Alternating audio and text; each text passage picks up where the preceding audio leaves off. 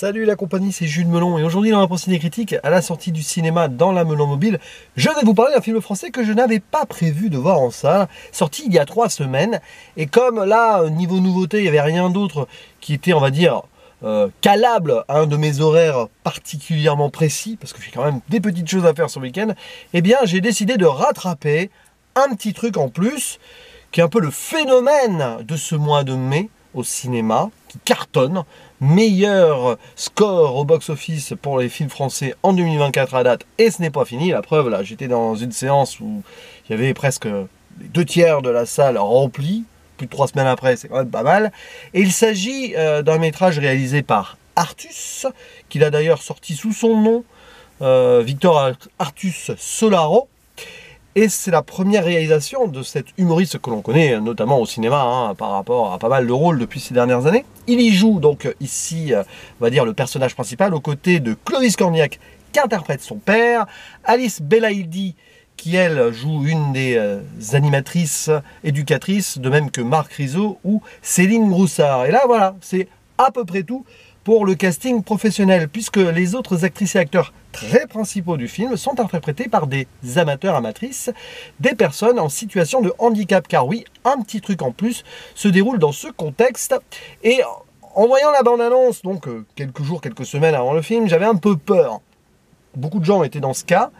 Et comme pas mal de personnes qui avaient certaines craintes sont sorties de là assez comblées, et que là j'ai pu caser cette séance, je me suis dit, banco. Pourquoi pas? Je cède rarement au phénomène, mais là il y a eu une possibilité. Je suis donc allé me rendre compte par moi-même et donc voir si cette comédie française était, on va dire, déjà bonne et respectable par rapport au sujet traité. D'ailleurs, est-ce que ça fait le phénomène Les Crevettes Pailletées, film de 2018, il y a eu une suite entre-temps, où pareil, la bande-annonce me faisait assez peur sur certains clichés et stéréotypes, et au final le film était vraiment très bon, la suite était vraiment bien aussi. Eh bien, donc, synopsis quand même avant, on va suivre un père et un fils qui viennent de braquer une bijouterie. On voit le fils joué par Arthur qui suit un peu le père, et petit moret comme c'est là, et le père il est comme ça, voilà.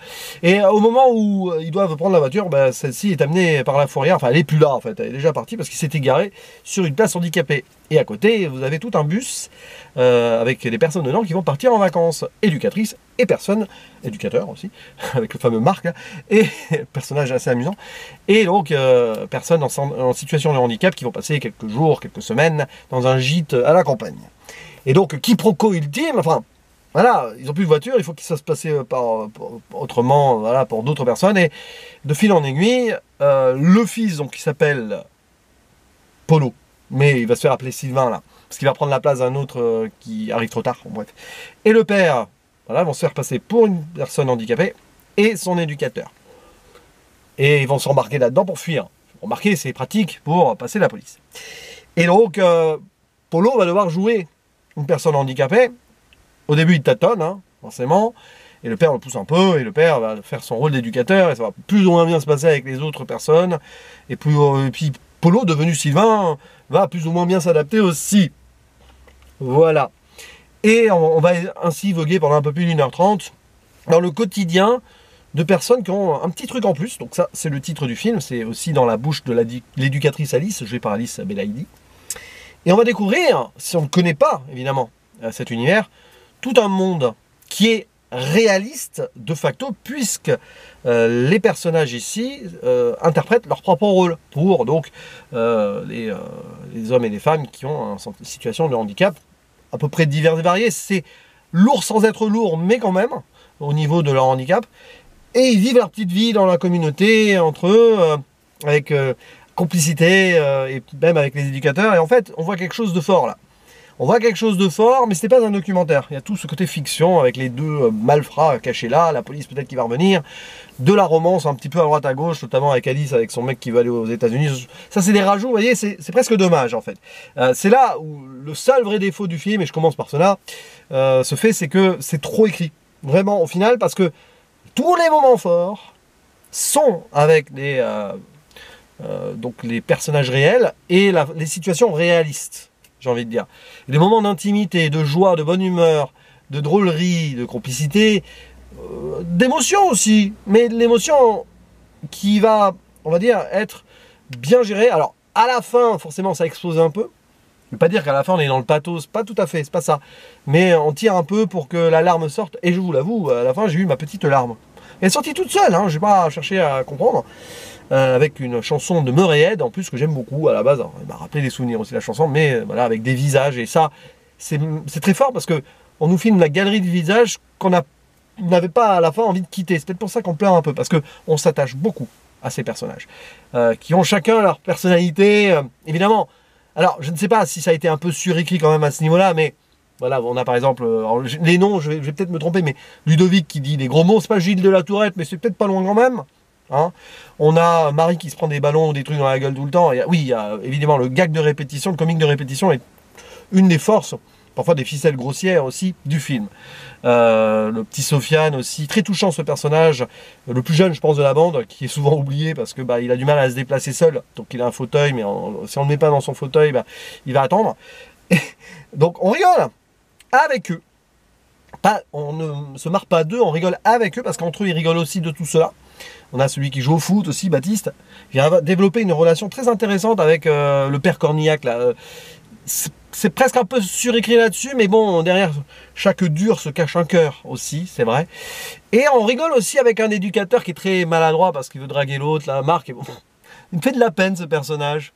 Un personnage un peu relou, comme ça, qui veut bien faire et qui est là et qui sera toujours là. Il le répète tout le temps. Il y a beaucoup de répétitions. À un moment, on l'oublie parce qu'ils vont faire des courses à Leclerc et lui, il va chercher des terreaux à côté. Scène très drôle. C'est très drôle à chaque fois. Mais voilà, on rigole un peu ensemble de beaucoup de choses. Et à côté, on n'oublie pas un peu... Bon, c'est écrit, d'accord. C'est peut-être le problème de trop fictionnaliser le tout. Mais quand même, l'écriture entre le père et le fils, entre Artus et Cornillac, c'est bien, c'est intéressant de voir ici le fils qui est malgré lui embrigadé là dans tout ça et qui va finalement suivre son propre chemin autrement à travers un destin incroyable, qui va les libérer les deux quelque part de cette boucle-là, infernale, qui va leur faire voir la vie autrement surtout. Alors évidemment, c'est un peu avec des bons sentiments sur ce plan-là, mais vu la bonhomie du truc et la petite vie dans ce gîte, etc., dans les dortoirs, les petits jeux, etc., la chanson, la clic-clic pan-pan, machin, là, c'est un petit peu leur hymne et tout, ça sonne très naturel tout cela. Alors je ne sais pas si ils ont été recrutés dans un même groupe, ou si on les a un peu pris de droite à gauche et qu'on les a après on a créé une connivence pour le film, j'en sais rien. Mais on sent qu'il y a vraiment quelque chose de fort qui... Oui, j'ai oublié de parler de celui qui est fan de Dalida, ou celui qui se déguise tout le temps aussi en Supergirl, en bouteille de ketchup. C'est très drôle ça. Mais c'est très drôle parce que on sent... C'est vrai, hein, ce sont des personnages qui ont repris ce qu'ils ont dans leur vie comme obsession, comme tic, etc. Donc par exemple, le fan de Dalida, il est vraiment fan de Dalida.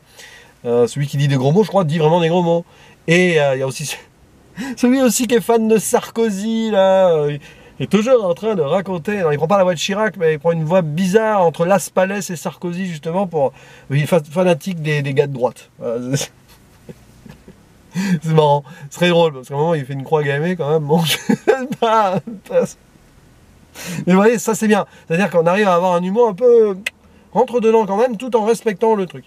Et donc oui, on s'attache beaucoup, et à la fin, on est un peu triste de les quitter. Alors évidemment, le final est un petit peu... C'est assez rocambolesque dans, on va dire, les situations. C'est vraiment de la fiction de cinéma, hein, sur certains trucs. Au-delà des bons sentiments et d'une fin, on va dire, assez facile et touchante, il y a des petits trucs qui sont assez défectueux à ce niveau-là. Mais on va pardonner, entre guillemets, ces défauts pour le feel-good global et la façon dont ça montre aussi que des personnes qui ne sont pas des acteurs et des actrices savent vraiment capter la caméra. Et là, je ne parle pas que des personnes en situation de handicap de ce film. Hein. D'autres réalisateurs l'ont fait dans l'histoire du cinéma, prendre des amateurs comme cela, Piala notamment, Bresson. Mais oui, il y a quelque chose de fort. Peut-être que le film aurait mérité être vraiment un pur documentaire, parce que visiblement, voilà, il n'y avait pas besoin d'en rajouter sur l'écriture. Des fois, c'est des petits trucs comme ça, des petits sketchs internes qui nous font bien rire.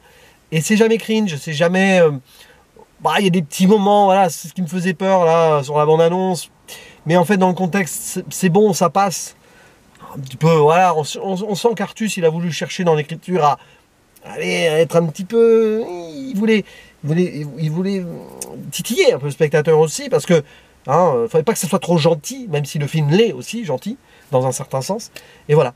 Et puis on a des beaux cadres hein, dans cet endroit. Alors, je sais pas où ils ont tourné, je dirais quelque part près de l'Aveyron, au hasard, hein, j'en sais rien. Mais ça fait du bien aussi, un peu de dépaysement dans les deux sens du terme. Et voilà, donc pas spécialement d'autres choses. Oui, il y a des répliques, il y a des gags qui fonctionnent très bien dans la foule. Voilà, ça a beaucoup ri dans la salle quand même. Et ouais, c'est vraiment bien. C'est vraiment bien. C'est le genre de film, t'as pas envie de le noter parce que si tu commences à donner une note, tu vas essayer de le comparer à d'autres films. Je mets toujours des notes sur Sens Critique au Letterboxd pour un peu archiver. Mais voilà, bon, là par défaut, je vais mettre un 7 quoi, sur 10. Hein. Mais sinon, c'est un film, oui, il faut le découvrir. Lui donner de la force en salle, ouais, pourquoi pas, après tout, c'est assez sincère, je pense, dans l'ensemble. Et ça fait mouche. Et même que, je dirais, je serais pas contre, même si, bon, ça n'aurait aucun sens, ou pas, en fait, mais bon, pourquoi pas, je serais pas contre, vu le succès, de toute façon, ils vont y penser, qu'il y ait une suite pour qu'on les retrouve. Après, il faut quand même, peut-être, se poser la question d'un scénario autre qui surprendrait à ce moment-là, si on veut reprendre de la fiction. On reprendrait de la fiction si on fait une suite, fatalement. Parce que bon, voilà, là, tu sens que c'est quand même le one-shot, ils n'avaient pas prévu de succès derrière, mais ces personnages-là, t'as envie de les revoir. Voilà, d'une manière ou d'une autre, t'as envie de les revoir et qu'ils ne restent pas uniquement gravés avec leur nom sur un arbre. Voilà, parce qu'à la fin, ça revient à l'arbre. Regardez bien les noms sur l'arbre. Peut-être que vous apprendrez le vrai prénom d'un des personnages dont on n'apprend jamais le prénom pendant le film. Je ne sais pas. En tout cas, voilà, c'est très très bien. Artus est bien aussi dans ce rôle-là, je trouve. Il en fait pas trop. L'animation de personnage, il tâtonne. C'est un acteur dans l'acteur. C'est l'acteur qui joue un acteur, quoi. Clovis Cornillac, bon, c'est du Cornillac qui force un peu quand même. Mais sinon, tout le reste, c'est très bien. Voilà. Allez, c'est tout ce que j'avais à dire sur un petit truc en plus. Voilà, le week-end n'est pas fini. Je pense que cette vidéo est publiée le dimanche soir. Donc, vous avez encore le lundi de Pentecôte peut-être pour le voir. Et je pense qu'il sera encore à l'affiche 1 ou 2 semaines minimum. Enfin, ça va dépendre. Mais vu le succès, vous allez encore peut-être l'avoir même jusqu'au début de l'été. Ah ouais, on ne sait jamais. N'hésitez pas à dire en commentaire ce que vous pensez de ce film. On en parle et je vous dis à la prochaine. Ciao.